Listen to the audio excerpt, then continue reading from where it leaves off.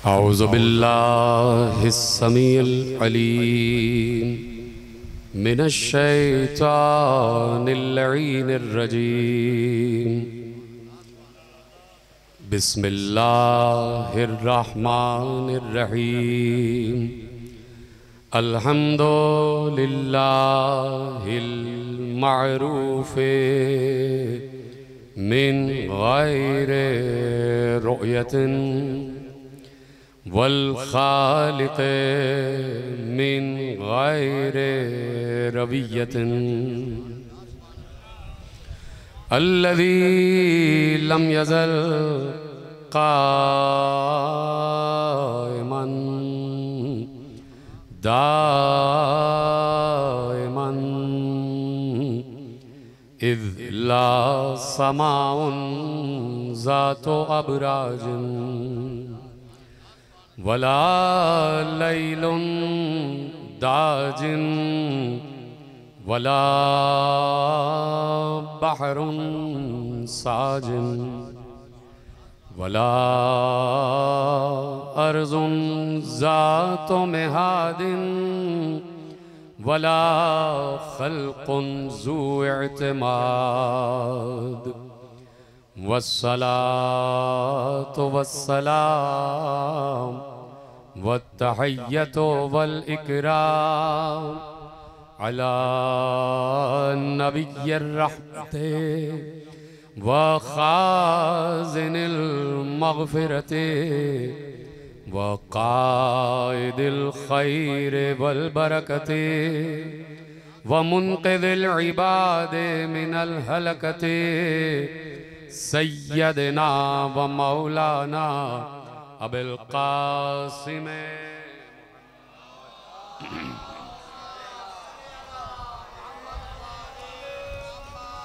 व अहले बैतिहि तय्यबीन अत्ताहिरीन अल मासूमीन अल मज़लूमीन अल मुंतखबीन अल मुंतजबीन अल्लज़ीना अज़हबल्लाहु अन्हुमुर रिज्सा व तहहरहुम तत्हीरा।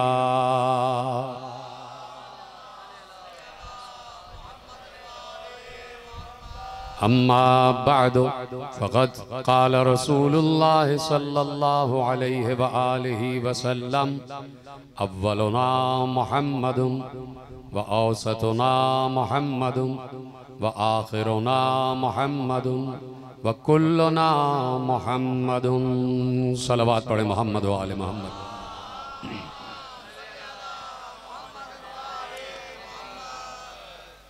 परवरदिगार आलम का इस बात पर जितना भी शुक्र अदा किया जाए कम है कि इस वक्त इस पिंडाल में बैठकर हम बसत फ़ख्र ये बात कह सकते हैं कि अल्लाह आसमानों पर हसन का जिक्र कर रहा है और हम ज़मीन पर हसन का जिक्र कर।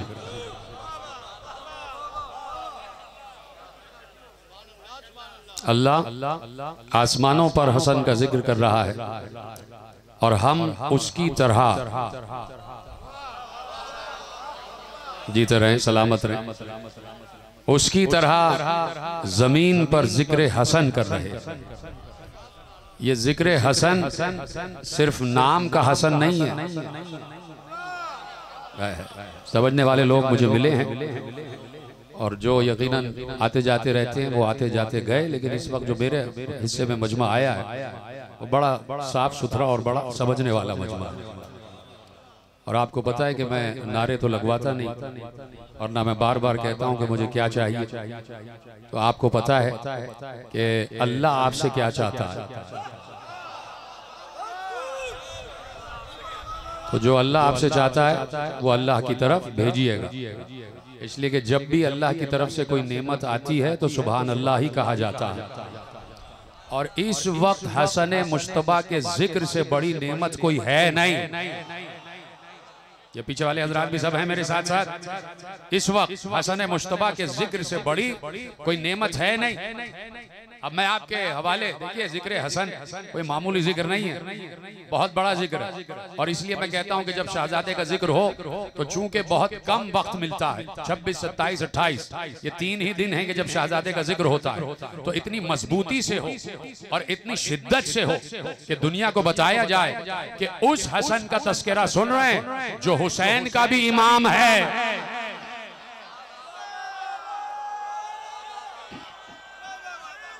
इतनी शिद्दत से बोलो कि मालूम हो जाए कि उस हसन का तस्करा कि जो हुसैन का भी इमाम है और अब्बास का भी इमाम है। तो सोचो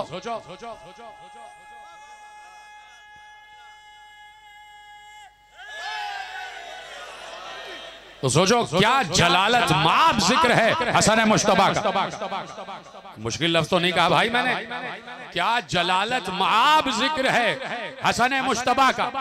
हसन मुश्तबा वो वाहिद हस्ती है, सुनोगे जुमला, देखो पैगंबर अल्लाह के जमाल का मजहर,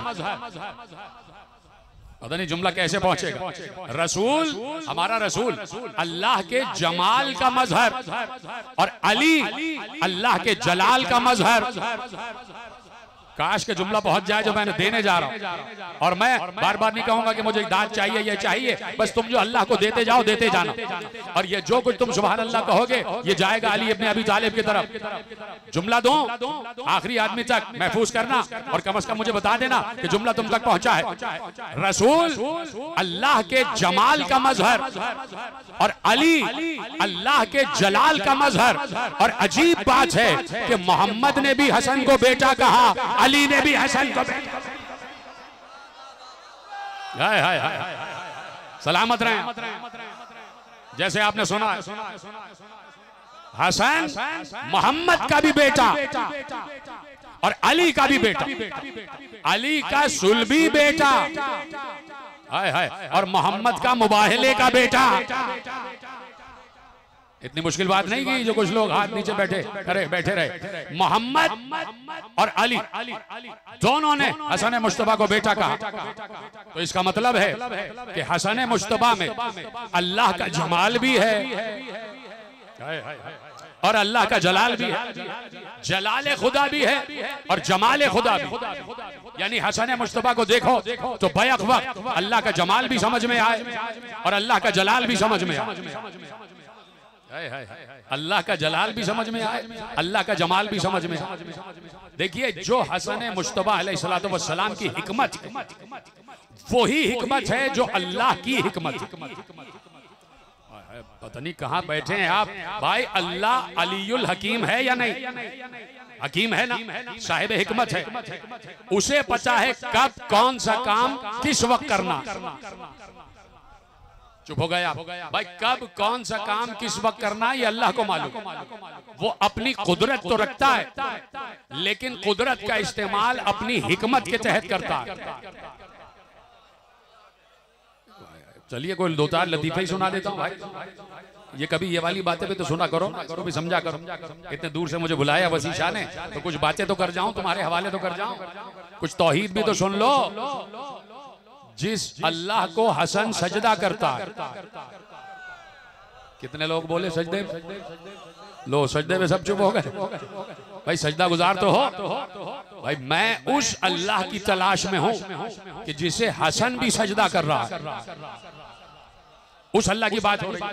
वो अल्लाह है हकीम और कादिर भी, लेकिन वो अपनी कुदरत हर जगह इस्तेमाल नहीं करता, जब चाहता है तब करता। भाई इस वक्त सामने कितने इस रूए अर्श पर अल्लाह के दुश्मन हैं, हैं कि नहीं? अल्लाह के दुश्मन है ना इस वक्त। क्यों नहीं मार देता अल्लाह सबको? चलो नहीं समझे तुम मेरी बात, मैं पीछे ले जाता हूं। अल्लाह के होते हुए नमरूद, फिरौन, शद्दाद, इन तीनों ने कहा कि हम अल्लाह। अल्लाह के होते हुए फिरौन, शद्दाद और नमरूद तीनों ने कहा ना कि हम अल्लाह हैं। यानी अल्लाह के होते हुए अल्लाह की सीट पे बैठे कोई इतनी मुश्किल बात नहीं कि भाई अल्लाह मौजूद है। और फिरौन, शद्दाद, नमरूद को तो जानते हो, तीन थे ना कि जिन्होंने कहा कि हम अल्लाह हैं और हम माबूद हैं, हमें सजदा करो, हम खुदा हैं। तो क्या वो तीन खुदा थे? नहीं थे। अल्लाह के दुश्मन थे, तीनों थे। तो उसी वक्त अल्लाह चाहता तो तीनों की गर्दन मार देता। यही तो बात समझाना है भाई। वो कादिर तो है लेकिन हर जगह कुदरत का इस्तेमाल नहीं करता। जहां जब मौका होता है तब कुदरत का इस्तेमाल करता है। यही हम 1400 बरस से समझा रहे हैं कि अगर अल्लाह से नहीं पूछा कि इन तीनों के खिलाफ कोई काम क्यों नहीं किया, तो अली से क्यों पूछते हो कि अली ने तलवार क्यों नहीं उठाई?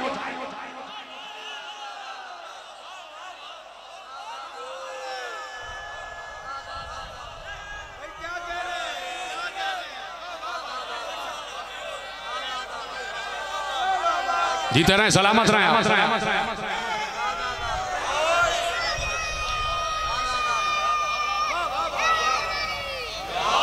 जीते रहे। जैसे आपने सुना तो जैसे अल्लाह कादिर है। ओहो, जुमला समझ लेते खुद ही भाई। जैसे अल्लाह कादिर है वैसे ही अली कादिर है। कितने लोगों ने मेरी बात पर साथ की? किन किन लोगों को कबूल है? पहले कबूल कर लो, बहुत अच्छी बात है। नहीं तो मैं कुरान से दलील देने जा रहा हूं। अब मैं कुरान से पूछूंगा कि ए कुरान तू मुझे बता कि अली कादिर है या नहीं? है सब सुनने के लिए तैयार हैं?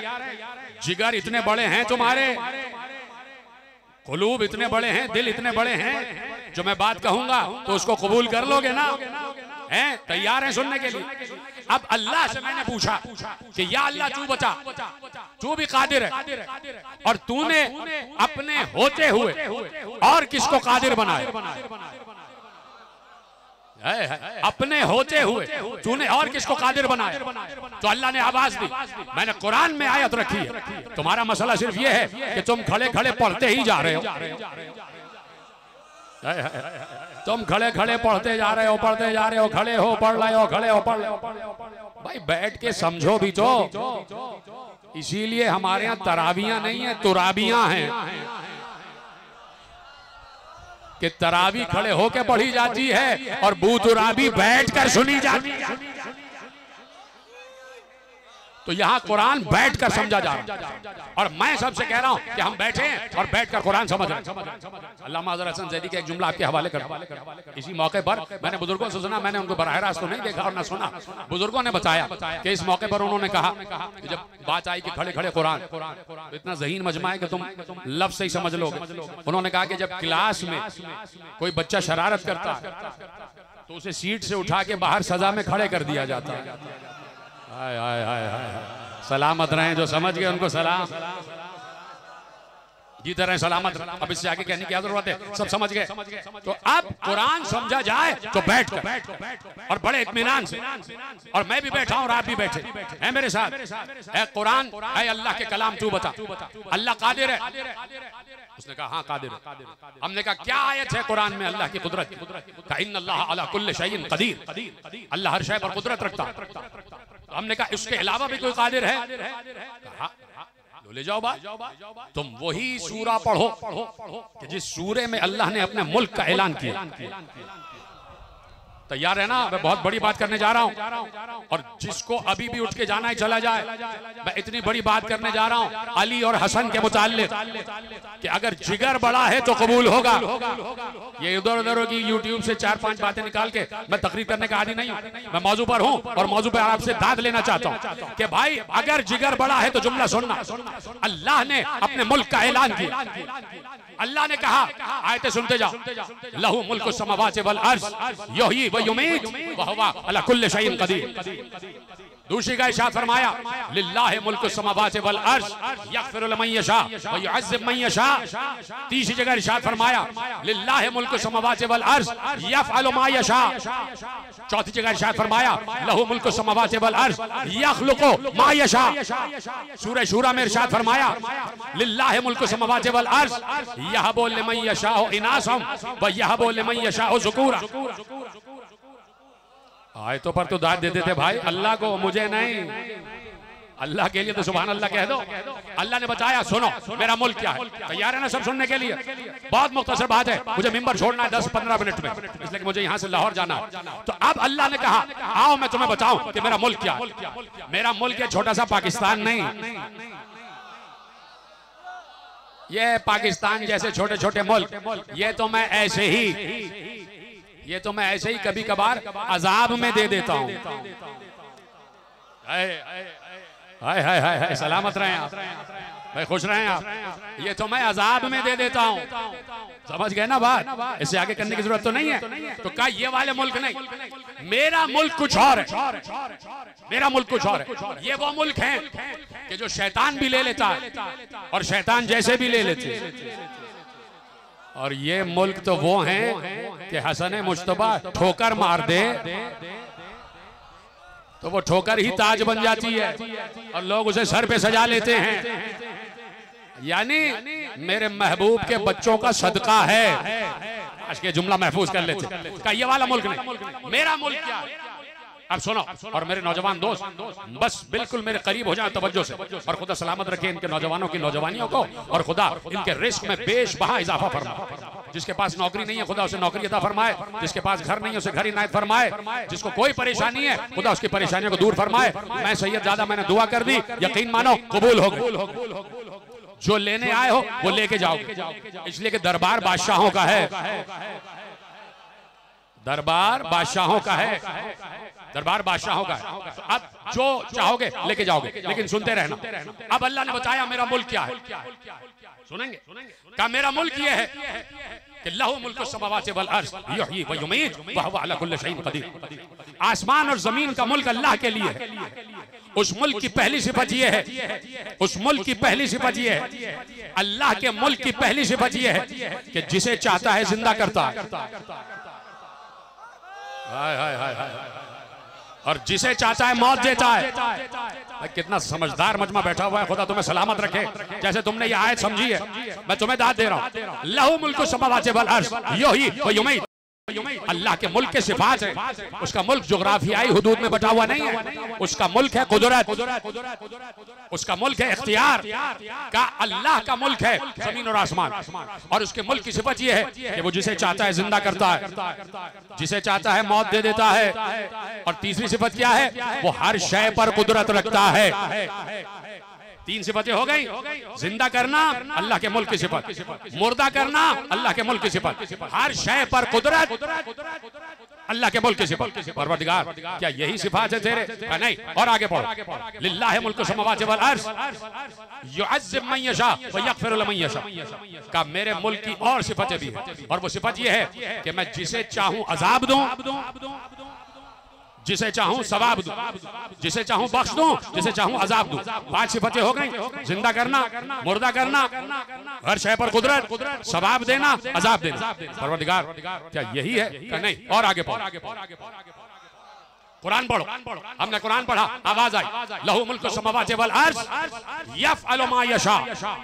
आसमान और जमीन का मुल्क अल्लाह के लिए, और उसकी सबसे बड़ी सिफत यह है कि वो जो चाहता है करता है। हाय हाय हाय, वो जो चाहता है करता। हमने कहा परवरदिगार क्या बस? नहीं, और आगे पढ़ो, और आगे पढ़ो। हमने और आगे पढ़ा, आयत आई लहू मुल्कु समावाति वल अर्ज़ यख़्लुक़ु मा यशा। आसमान और जमीन का मुल्क अल्लाह के लिए है, और उसकी एक सिफत ये है जो चाहता है खल्क़ करता। जीते रहो, जीते रहो, सलामत रहो। कुरान पे जरूर बोला करो, ताकि दुनिया को मालूम हो कि हम ही अहले कुरान हैं,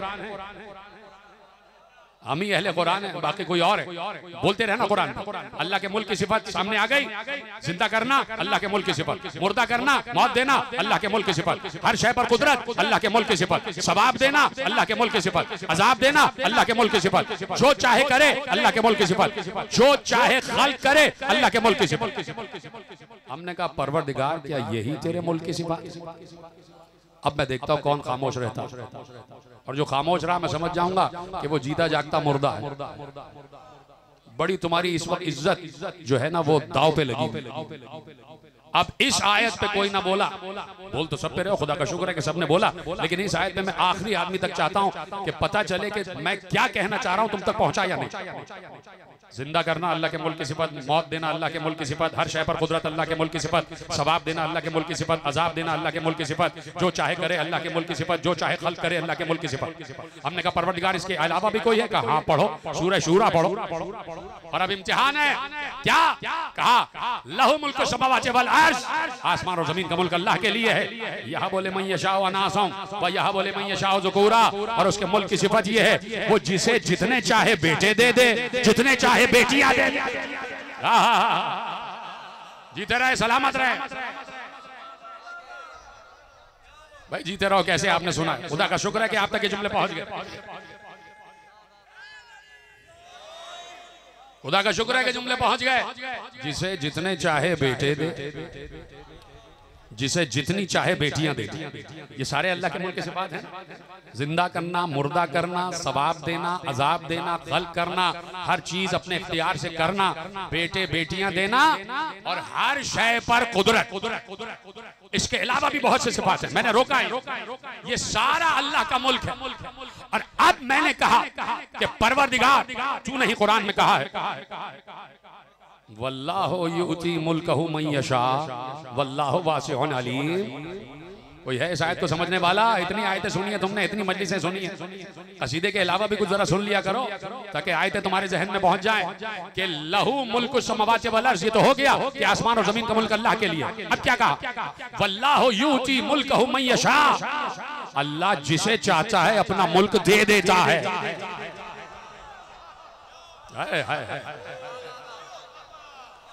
सुनो ना इल्मी मजलिस, वल्लाहु युती मुल्कहु मन यशा वल्लाहु वासिउन अलीम। अल्लाह जिसे चाहता है अपना मुल्क अता कर देता है, और वही सबसे ज्यादा इल्म रखने वाला है। अब मैं तुम सबसे पूछना चाहता हूँ, और सबको इसका जवाब मालूम है। सवाल ये है, वहां तक बाहर तक जहां तक मेरी आवाज जा रही है, कि ये बताओ अल्लाह जो कहता है वो करता है? आवाज नहीं आई? करता है। अल्लाह अपने वादे के खिलाफ तो नहीं करता है ना? अल्लाह अपना वादा पूरा करता है, जो कहता है वो करता है। तुम सब ने इकरार किया। तो अल्लाह ने जब कहा है कि वल्लाहु युती मुल्कहु मन यशा, अल्लाह जिसे चाहता है अपना मुल्क देता है, तो अल्लाह ने ऐसा किया। ये तो सोचना ही कुफ्र है कि अल्लाह कहे कुछ और करे कुछ। जब अल्लाह ने कहा है कि मैं जिसे चाहता हूं अपना मुल्क देता हूं, तो अब तलाश करो कि अल्लाह चाहता किसे है। देखो अहले सुन्नत बरादरान तक भी बात पहुंच रही है, और ले जाए। ये पता करो कि वल्लाहु युती मुल्कहु मन यशा, अल्लाह जिसे चाहता है अपना मुल्क देता, तो चाहता किसे है? और यकीनन जब अल्लाह ने कहा है तो अपना मुल्क दिया है। ठीक है, यहां तक आ गए। तो अब बात यह है कि जिस तक अल्लाह का मुल्क जाएगा, मेरा साथ देना, पढ़े लिखे लोग बैठे हो, जाहिल नहीं बैठे। जिसके दिल में अली आ जाए वो सबसे बड़ा आलिम होता है। और कोई लाख मदरसे से पढ़ा हुआ हो, अगर अली को नहीं जानता उससे बड़ा जाहिल कोई नहीं। ये बात याद रखना। कोई लाख डिग्रियां लिए हुए हो और उसे अली की ऐन ना मालूम हो, जो अली की ऐन नहीं जानता वो इल्म की ऐन क्या जानेगा? चाहे लाख उसका नाम ऐन से शुरू हो रहा हो। जीते रहे, सलामत रहे, जीते रहे। जुमले पहुंच रहे हैं आप तक। तो भाई अल्लाह ने अपना मुल्क दिया, जिसे चाहा उसे मुल्क दिया। तो अब पूछना आपसे यह है कि अल्लाह का मुल्क जिस तक जाएगा, अल्लाह जिसे अपना मुल्क देगा तो खाली नाम का मुल्क देगा या उसके साथ ये सारे इख्तियार भी जाएंगे? बहुत अच्छे, सलामत रहे आप, खुदा आपको खुश रखे। जैसे आपने ये मुश्किल बात समझी, जब अल्लाह का मुल्क जा रहा है तो सारे सिफात भी जा रहे हैं, सारे सिफात जा रहे हैं। ठीक है, सबसे बड़ा उसकी सिफत मुल्क की है कि वो कादिर है, हर शय पर कुदरत रखता है, और ये सारे सिफात उसके मुल्क का हिस्सा। अब देखना ये है कि मुल्क गया किसके पास। अब देखना यह है कि ये मुल्क गया किसके पास। किसे अल्लाह ने मुल्क दे दिया? तो अब किसी और से न पूछना, किसी रावी से न पूछना, किसी इल्म रिजाल से न पूछना, इल्म कलाम से नहीं, इल्म बयान से नहीं, इल्म मंतिक से नहीं, इल्म फलसफा से नहीं, किताब से नहीं, रिवायत से नहीं, हिकायत से नहीं, कौल से नहीं, मंतिक से नहीं। अब कुरान से पूछेंगे कि कुरान तू बचा, अल्लाह का मुल्क किसके पास है? तैयार हो सुनने के लिए? मैंने कहा इतना बड़ा जिगर चाहिए। ये सारे सिफात अल्लाह के मुल्क के साथ ये रहा अल्लाह के मुल्क के साथ, और अब ये मुल्क जा रहा है। तसव्वुर में लाओ, ये सारे सिफात के साथ अल्लाह का मुल्क जा रहा है। किसकी तरफ जा रहा है? हमने कुरान से पूछा, ये बता ऐ कुरान कि अल्लाह का मुल्क किसके पास आया? कुरान ने मुस्कुराते हुए कहा, वही सूरा पढ़ो जिस सूरे का नाम ही सूरह मुल्क है। ले जाओ जुमला, जिस सूरे का नाम ही सूरह मुल्क है। हमने पढ़ना शुरू किया तो आवाज आई, तबारकल्लज़ी बियदिहिल मुल्क व हुवा अला कुल्लि शैइन कदीर। बाबरकत है वो जात, बाबरकत है वो जात, बाबरकत है वो जात जिसके हाथ में मुल्क है। भाई या तो अल्लाह का हाथ दिखा दो या किसी हाथ को अल्लाह का हाथ।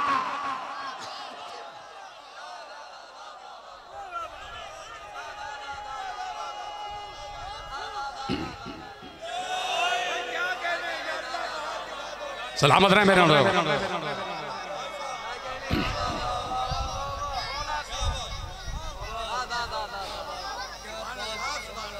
मोहम्मद अल्लाह।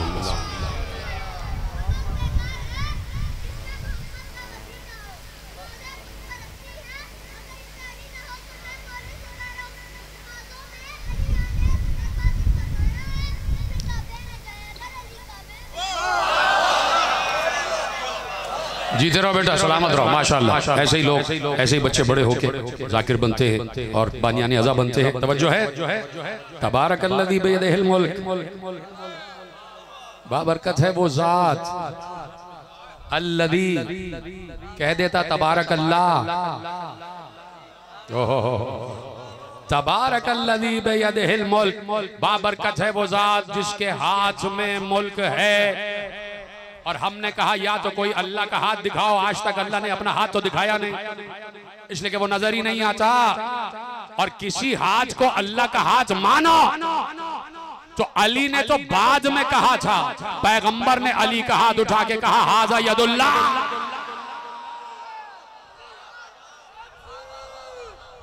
का ये है अल्लाह का हाथ, ये है अल्लाह का हाथ। समझ में आ गई बात कि जिस तक अल्लाह का मुल्क गया वो है यदुल्लाह, और यदुल्लाह है अली। किसी को इख्तलाफ तो नहीं है? यदुल्लाह है अली, और अल्लाह का मुल्क गया अली के पास। जब अली के पास गया तो अपने इख्तियार के साथ गया।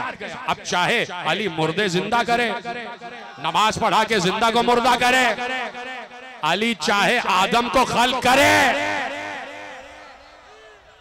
अली चाहे आदम को खल्क करे, है जुमला दे रहा हूं।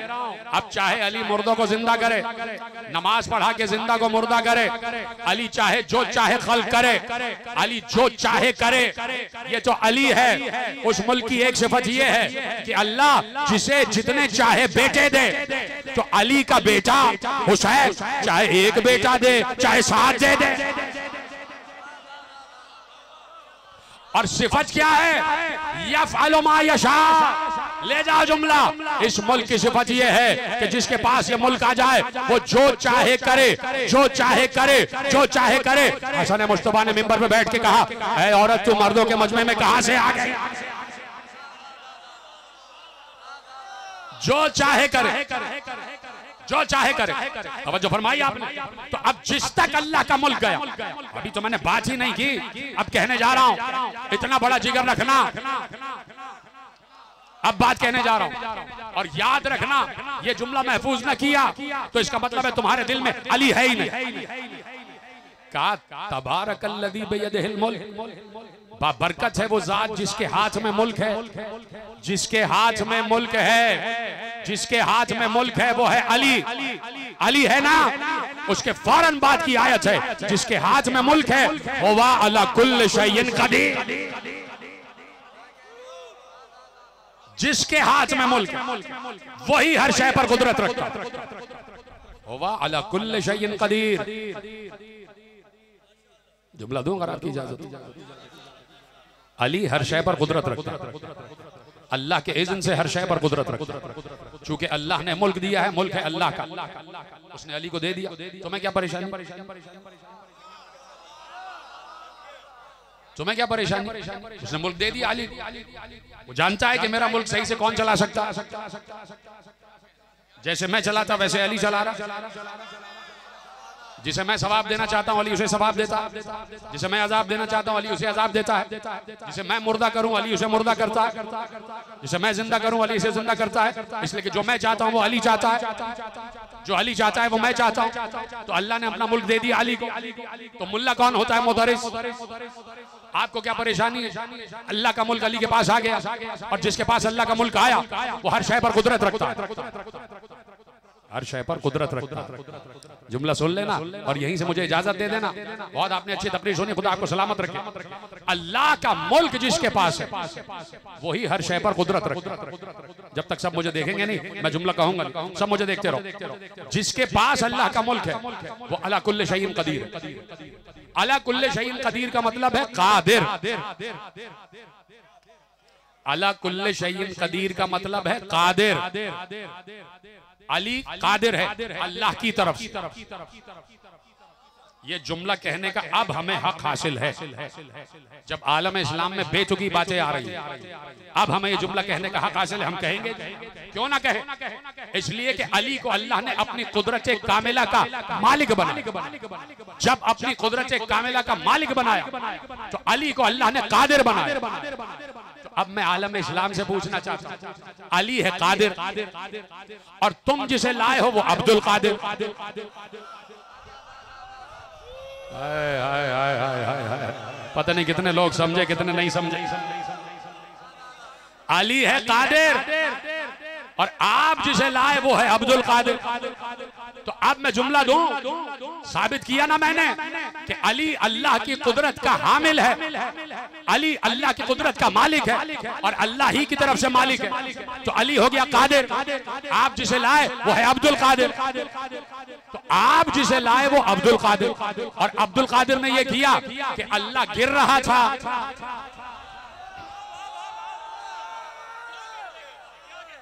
तो उसने अल्लाह को हाथ पकड़ के संभाल लिया। ये है अब्दुल कादिर। तो भाई पूछना चाहता हूं, जब अब्दुल कादिर इतना बड़ा काम कर सकता है तो अली जो कादिर है वो क्या करेगा? तो भाई ऐसे ना करो। आलम इस्लाम से गुजारिश है कि ऐसे बेतुके किस्से न गढ़ो। वो जो बेचारे गौसे आजम है वो भी कब्र में परेशान हो रहे होंगे कि मुझ में तो ये सिफात है ही नहीं, मुझ में इस बात सही नहीं। कहा से उन्होंने बयान कर दिया। भाई वो अब्दुल कादिर है, कादिर नहीं है। वो कादिर के बंदे, वो कादिर नहीं। अल्लाह ने अपनी कुदरत कामिला का वारिस अली को बनाया। अली के बाद हसन, और हसन है कादिर हकीम। हाय हाय हाय, हसन है कादिर हकीम, यानी हिकमत के साथ कुदरत को इस्तेमाल करे। पैगंबर ने एक हदीस कही थी, जो मेरी बात समझेगा मैं उसको कयामत तक दुआ दूंगा, जो मैं बात कहने जा रहा हूं। पैगंबर ने एक हदीस कही थी, हदीस सही, हदीस क्या है कि परवरदिगार हसन मुझसे है और मैं हसन से, हसन मुझसे, मैं हसन से, हुसैन मुझसे, हुसैन से, ये दोनों के लिए। इन्नल हसना मिन्नी व अना मिन हसन, और अल हुसैन मिन्नी व अना मिन हुसैन, फातिमा तो बजा तो मिन्नी, अली अंत मिन्नी, ये सब के लिए मिन्नियत है। तो कहा परवरदिगार हसन मुझसे है, मैं हसन से, जो इससे सुलह करे तू उससे सुलह कर, जो इससे जंग करे तू उससे जंग कर। अजीब हदीस, हदीस अजीब आ गई।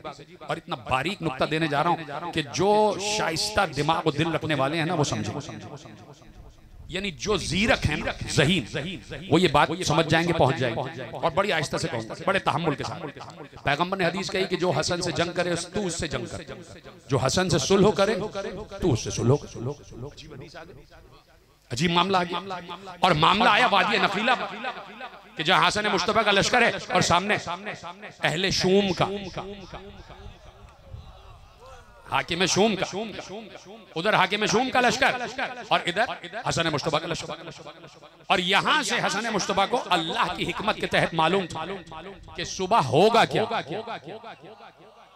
किस किस ने प्लान कर लिया है कि सुबह जाके हाकिम शूम से मिल जाएगा।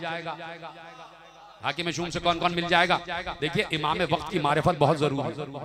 इस वक्त जरूरी है इमाम वक्त की मारिफत। उस वक्त इमाम जमाना थे हसन मुश्तबा। कुछ लोगों ने पहचाना, कुछ ने ना पहचाना। उबैदुल्लाह इब्ने अब्बास जो मौला के चचाजाद भाई थे और हसन मुश्तबा के चचा हजरत अब्बास इब्ने अब्दुल मुत्तलिब के बेटे, ठीक है, उबैदुल्लाह इब्ने अब्बास, अब्दुल्लाह इब्ने अब्बास के भाई। उबैदुल्लाह इब्ने अब्बास भी हसन मुश्तबा के साथ थे और उनके साथ 4000 का लश्कर था। उधर से हाकिम शूम ने चारों तरफ सियासत और मक्र से ये इत्तला पहुंचाई कि हसन मुश्तबा मुझसे सुलह करने जा रहे हैं और सुबह को लश्कर जंग नहीं होगी। तो उबैदुल्लाह इब्ने अब्बास से कहा, ये लो 20 लाख दीनार, मुझसे आके मिल जाओ। हाय हाय हाय, इमाम के लश्कर के साथ उबैदुल्लाह इब्ने ज़ियाद 20 लाख दीनार लिए का सुबह मैं आपसे मिल जाऊंगा। तो कितना जरूरी है इमाम वक्त की मारिफत। मैंने बात पहुंचाई या नहीं पहुंचाई? इमाम वक्त की मारिफत कितनी जरूरी है कि चाहे पूरी दुनिया हमारे कदमों में लाके ढेर कर दो, ना इमाम का साथ कल छोड़ेंगे, ना आज और ना कल। यही होना चाहिए ना जज्बा। आज के वक्त का इमाम तो हमारा इमाम जमाना है ना। आज का अली भी है, आज का हसन भी है, आज का हुसैन भी है। कोई और अली और हसन और हुसैन नहीं हो सकता। जब इमाम जमाना है तो इमाम जमाने की मार्फत कितनी जरूरी है वो पता चला। और फिर एक खैर, उसने इमाम हसन का साथ नहीं छोड़ा। कैस बिन वादा ने इमाम हसन का साथ नहीं छोड़ा। तो अब हसन मुश्तबा को मालूम है कि सुबह क्या होगा, कौन कौन इधर से चला जाएगा।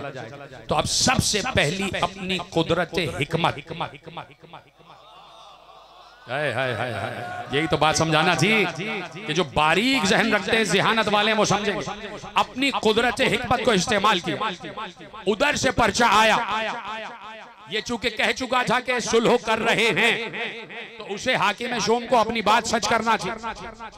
उधर से पर्चा आया, उसे मालूम था कि अगर इन्होंने अपना जाहिरी जिस्म का इख्तियार इस्तेमाल नहीं किया और अगर अपना बातिनी इख्तियार इस्तेमाल कर लिया तो ये कह चुके हैं कि शाम को इराक बना सकते हैं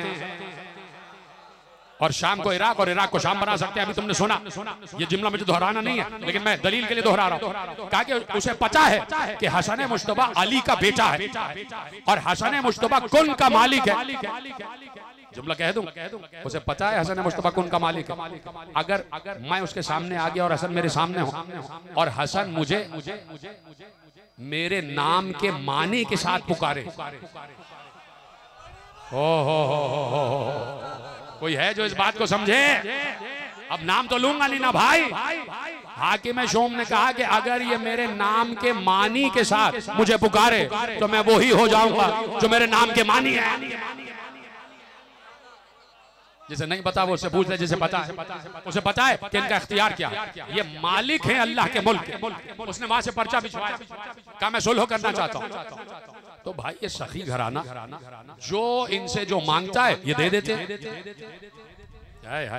जो इनसे जो मांगने आता है दे देते। उसने कहा सुलह, बाप ने कहा सुलह, दस्तखत कर दिए, सुलह हो गए, दोनों में सुलह हो गए। पैगंबर ने क्या हदीस कही थी? जो हसन से सुलह कर तू भी उससे सुलह कर। मामला बड़ा खतरनाक हो गया। खुदा का शुक्र कि हाकिम शूम ने सुलहनामे को फाड़ दिया। हाय हाय हाय, अगर ना फाड़ता तो उसका एहतराम करना पड़ जाता। हाय हाय हाय, इतना बड़ा जुमला आप ऐसे आसानी से सुन लिया। ये भी हसन मुश्तबा की हिकमत थी, ये भी कुदरत हिकमत थी कि सुलहनामा आया भी वहां से और फाड़ा भी वहीं से गया। और हसन फतह का परचम लहराते लहराते कह रहे थे कि हम कल भी दुरूद वाले थे, आज भी दुरूद वाले, ये कल भी लानत वाले, आज भी लानत वाले। हम आज भी दुरूद वाले, हम कल भी दुरूद, ये आज भी लानत वाले, हम कल भी लानत, वो कल भी लानत वाले और वो आज भी लानत। तो देखिए दो ही तबके चल रहे हैं, एक दुरूद वाला, एक लानत वाला। अब आलम इस्लाम तय करे कि दुरूद वाला कौन है, लानत वाला कौन। तो अगर लानत वाले समझ में नहीं आ रहे तो दुरूद वालों को समझो। भाई खत्म हो गई बात। लानत वाले समझ में नहीं आ रहे तो दुरूद वालों को समझो। दुरूद वाले कौन है? आले मोहम्मद। ठीक है, बच्चों के लिए समझा रहा हूँ, कहीं बात करनी हो तो ये दलील दे देना कि अगर ये नहीं समझ में आ रहा कि लानत किस पर है तो ये तो समझो कि दुरूद किस पर है। दुरूद है मोहम्मद आले मोहम्मद। तो अब जो भी दुरूद वालों के मुकाबले पे आ जाए, हाय हाय हाय हाय, तो वो लानत वाला ही होगा ना। तो अब हम तो तय नहीं कर रहे, इसलिए कि हुकूमत आपकी, ऑर्डिनेंस आपका है, कानून आपका है, शिकें आपकी हैं। अब आप तय कर लीजिए कि कौन कौन दुरूद वालों के मुकाबले पे आया, किस किस सवारी पे बैठ के आया, क्या क्या हथियार लेके आया, क्या क्या मक्र लेके आया, क्या क्या सियासत लेके आया। लेकिन हर सियासत को आले मोहम्मद ने दो टुकड़े किए। इसलिए अली ने कहा था, ले जाओ बात और देखो, और इस जुमले को महफूज रखना, इसलिए अली ने कहा था कि ये खारजी खत्म नहीं होंगे। नहरवान में अली ने कहा था 13 बचे थे, 9 बचे थे, 9। अली ने कहा ये 9 बचे हैं, इनको खत्म ना समझना, ये हर दौर में अपना सींग उभारेंगे। ये जुमले हैं अली के, ये हर दौर में अपना सींग उभारेंगे। ले जाओ जुमला। और देखो आज जो पाकिस्तानी फौज जो ऑपरेशन कर रही है वो खारजियों के खिलाफ कर रही है। सलामत रहे। देखिए ऐसे बड़े पढ़े लिखे लोग बैठे हैं जिनको सब इन्फॉर्म्ड है कि भाई आज जो पाकिस्तान आर्मी ऑपरेशन कर रही है वो खारजियों के खिलाफ कर रही है। खारजी ताकतें, ऑपरेशन का नाम ही है खारजी, खारजी के खिलाफ। ठीक है, तो खारजियों की इब्तिदा कहां से हुई? बड़ी देर से पहुंच रहे हो, बड़ी देर से पहुंच रहे हो। खारजियों की इब्तिदा कहां से हुई? पहले तो ये देखो भाई, खारजी जो अली के मुकाबले पे आया खारजी हुआ ना। जो अली के मुकाबले पे आया वो खारजी हो गया। खारजी का मतलब क्या है? निकल गए। कहां से? दीन से। थक गए शायद आप। भाई जो खारजी है वो निकल गया दीन से। तो खारजियों की इब्तिदा कहां से हुई? मैं ये नहीं कह रहा कि अली के सामने जो खारजी आए इब्तिदा वहां से हो रही है, बड़ी बात कहने जा रहा हूं। खारजियों की इब्तिदा कहां से हुई? जुमला सुनेंगे? आपने बहुत अच्छा सुना, खुदा आपको सलामत रखे। बस ले जाइए जुमला। जहां से खारजियों की इब्तिदा हुई है वो इब्तिदा बता रहा, और वो भी कुरान से बता रहा। कुरान से हटा नहीं हो, कुरान से बता रहा। जैसे ही शैतान ने आदम को सजदे से इनकार किया और अल्लाह से बदतमीजी की तो अल्लाह ने कहा फखरुज मिनहा इन्नका अंतर रजीम, निकल जा, तू मरदूद है। हाय हाय हाय। फखरुज मिनहा, फखरुज, फखरुज से निकला है खारिज का, खारिज हो जा, तू खारजी है। तो सबसे पहला खारजी था शैतान। सबसे पहला खारजी था शैतान। फखरुज मिनहा, तू निकल जा यहाँ से, तू रजीम है, तू मरदूद है। अब ये भी जुमला जहन में आया और वो भी आयत है इसके फौरन बाद बनी। दूं आया, कबूल करेंगे। और खारजी का अंजाम क्या होता? खारजी का अंजाम सुनेंगे। जैसे ही कहा खारजी है तू, शैतान तू खारजी है, निकल जा। अल्लाह ने कहा तू खारजी है, यानी जो अल्लाह के मुकाबले पे आएगा वो खारजी है। हाय हाय हाय हाय। जो अल्लाह के मुकाबले पे आ जाए वो खारजी है। और उसकी सजा क्या होती है? बहुत आसान अरबी, इसके फौरन बाद वाली आयत। एक बार कहा फखरुज मिनहा इन्नका अंतर रजीम, तू निकल जा, तू मरदूद है। फौरन कहा, क्या कहा? इन्ना अलैका लानती इला यौमिद्दीन। हाय हाय हाय। तुझ पर कयामत तक मेरी लानत है। तो खारजी पर अल्लाह की लानत होती है। तो अली ने कहा था ये खारजी खत्म नहीं होंगे। पाकिस्तान फौज ये हमारा जुमला सुने और अपने को भी उस मुहिम से साथ मिलाए जो मुहिम अली के दौर से शुरू हुई। पहले खारजियों को समझो कि अली ने कहा ये खत्म नहीं होंगे, ये खत्म नहीं होंगे, ये हर दौर में सींग उभारेंगे, इनका सींग निकलेगा।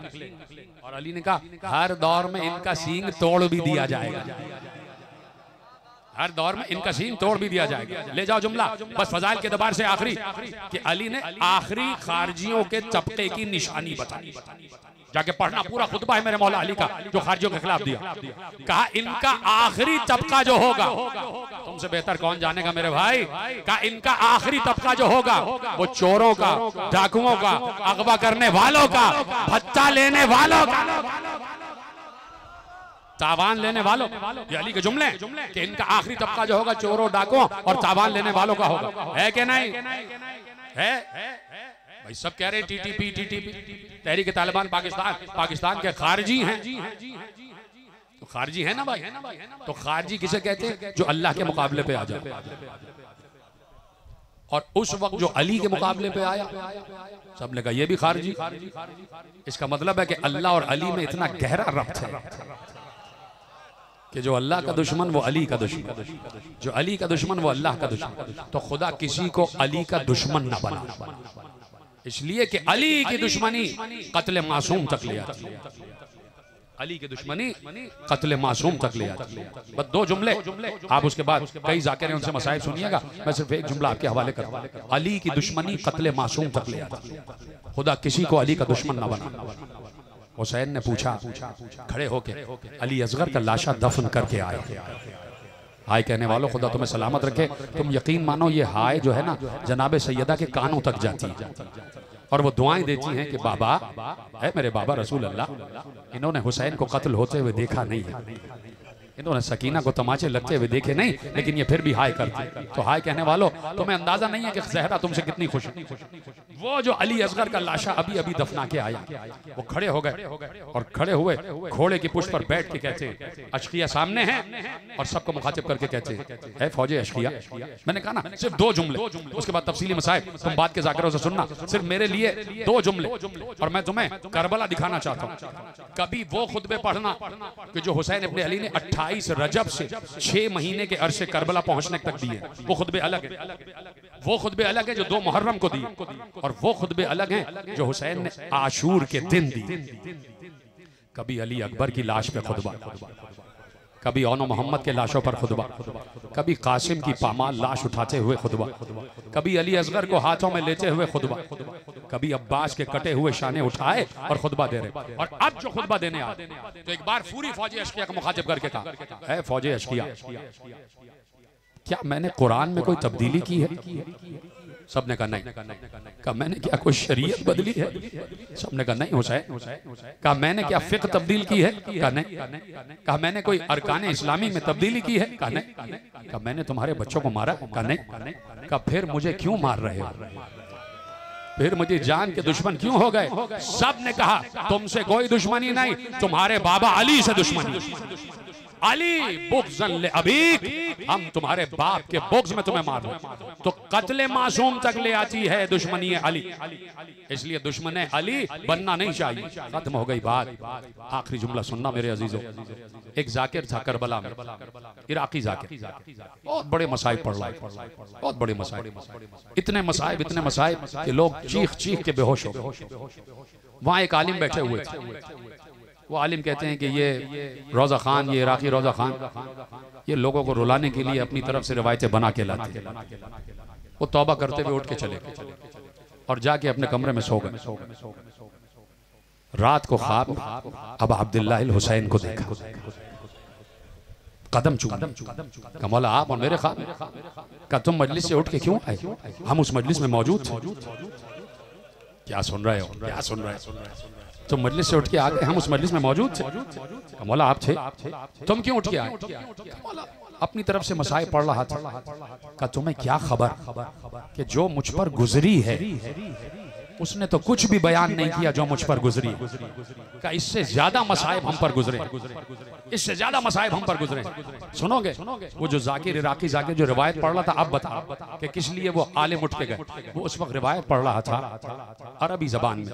वो कहता था, ऐ अहले करबला, ऐ अहले अज़ा, ऐ ज़ायराने हुसैन, मैं तुम्हें क्या बताऊं कि हुसैन पर क्या गुजरी।